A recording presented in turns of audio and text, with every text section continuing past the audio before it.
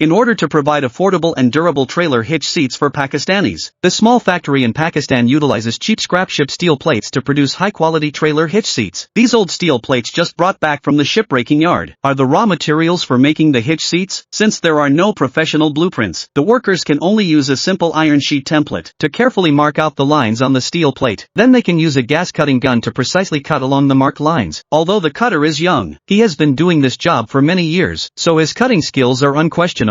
After 2.5 hours of work, the steel plate cutting is complete. Next, the workers place the steel plates into a hydraulic press, using the strong pressure of the hydraulic mold to quickly shape them into base plates. Since the base plate is pressed into a concave mold, the workers need to use a crowbar to carefully extract it. Then the base plate is sent to the neighboring shop, where grooves for the grease are stamped onto its surface to reduce wear during vehicle operation. Next, they use the cutting gun to trim off any excess steel from the plate, to ensure the bottom edge is neat and smooth. Once the cutting is completed, the workers need to take precise measurements of the base plate. Then they locate the position for the hitch pin slot, using a cutting gauge to carefully cut along the marked lines. At this point, the base plate's production is finished. However, the internal structure of the hitch seat is just beginning. The workers take the pre-made square box components and arrange them in sequence on a custom-made jig. This process must ensure that the assembly of each component is precisely positioned, so the final square box welding assembly meets the requirements. Once the components are correctly positioned, they can use electric welding to tack weld them in place. Soon after welding, the square box assembly is complete. The workers then carefully grind it, and then the square box is welded onto the base plate. After fine-tuning and adjusting its position, the necessary cutting parts are marked on the side of the base plate, exposing the position for the support axle pin installation. Next, the square box is welded onto the base plate as required. To make the structure more stable, reinforcing ribs are welded onto the base plate. Once all components are securely fixed, each seam is fully welded. This process of tacking, followed by full welding, minimizes internal stresses, ensuring that the hitch seat is structurally stable and durable. Next, the workers fix the axle pin that connects the hitch to the vehicle, and tighten it to prevent it from loosening. Then the lock hook structure is assembled. The workers carefully adjust the connecting rod mechanism between the latch handle and the pin block. This process ensures that the handle mechanism can smoothly control the locking and releasing of the pin block, and that the operation is silky smooth. Once the workers have adjusted and fixed all the components of the lock hook structure, they can apply an exterior paint coating. This not only protects it from corrosion and rust, but also gives it a more polished and high-end appearance. The fiery red color symbolizes the owner's business flourishing, and with that, the entire production process is complete. Now comes the after-sales service. The factory workers will help the vehicle owner with the installation process, ensuring that the owner can use it with peace of mind. So after watching the whole process, what do you think of this method of producing trailer hitch seats?